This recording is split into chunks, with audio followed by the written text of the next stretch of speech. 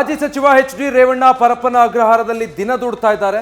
ಅವರಿಗೆ ಸದ್ಯ ಕುಂತ್ರು ನಿಂತ್ರು ಅದೊಂದೇ ಜಪವಾಗಿದೆ.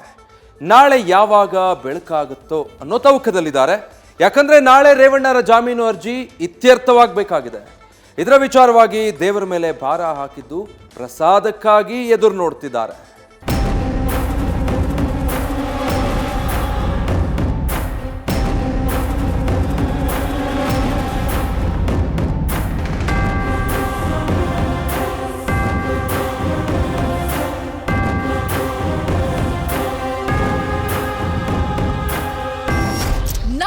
ರಾತ್ರಿ ಕೆಆರ್ ನಗರದ ಅಪಹರಣ ಕೇಸ್ನಲ್ಲಿ ಬಂಧಿತರಾಗಿ ಪರಪ್ಪನ ಜೈಲು ಸೇರಿರುವ ಮಾಜಿ ಸಚಿವ ಎಚ್.ಡಿ. ರೇವಣ್ಣ 4ನೇ ದಿನ ಜೈಲಿನಲ್ಲಿ ಕಳೆದಿದ್ದು 5ನೇ ದಿನಕ್ಕೆ ಕಾಲಿಟ್ಟಿದ್ದಾರೆ.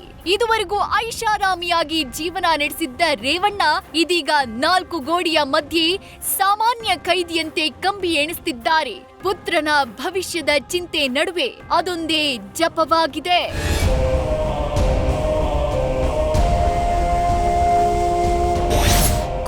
ನಿಂತ್ರು ರೇವಣ್ಣರಿಗೆ ನಾಳೆಯದ್ದೇ ಜಪ. ದೇವರ ಮೇಲೆ ಭಾರ, ಸಿಗುತ್ತಾ ಜಾಮೂನು ಪ್ರಸಾದ.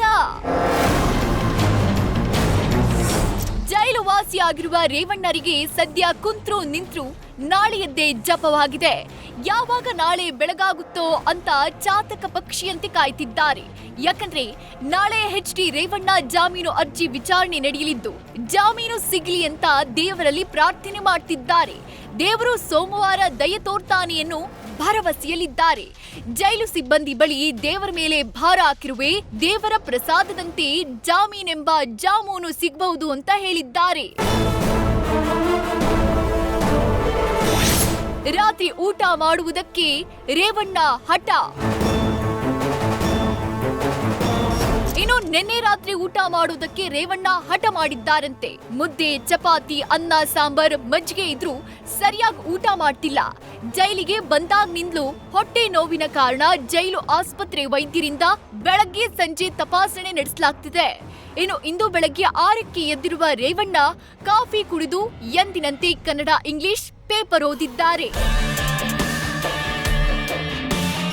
ಒಟ್ಟಾರೆ ನಾಳೆ ಜಾಮೀನು ಸಿಗುತ್ತೆ ಅನ್ನೋ ಭರವಸೆಯಲ್ಲಿರುವ ರೇವಣ್ಣ ನಾಳೆಗಾಗಿ ಕಾಯ್ತಿದ್ದಾರೆ. ಸದ್ಯ ನಾಳೆಯ ಕೋರ್ಟ್ನಲ್ಲಿ ನ್ಯಾಯಾಧೀಶರು ನೀಡೋ ತೀರ್ಪಿನತ್ತ ಎಲ್ಲರ ಚಿತ್ತ ನೆಟ್ಟಿದೆ. ಒಂದ್ ವೇಳೆ ದೇವರು ಕಣ್ಣು ತೆರೆಯದಿದ್ರೆ ಮತ್ತಷ್ಟು ದಿನ ಜೈಲು ವಾಸ ಫಿಕ್ಸ್ ಅನ್ನೋ ಭೀತಿ ಕೂಡ ರೇವಣ್ಣರಿಗೆ ಮನೆ ಮಾಡಿದೆ. Shivakumar, news first, Bengaluru. News first ನಿರ್ಭೀತಿಯಿಂದ ನಿಮ್ಮ ಪರವಾಗಿ.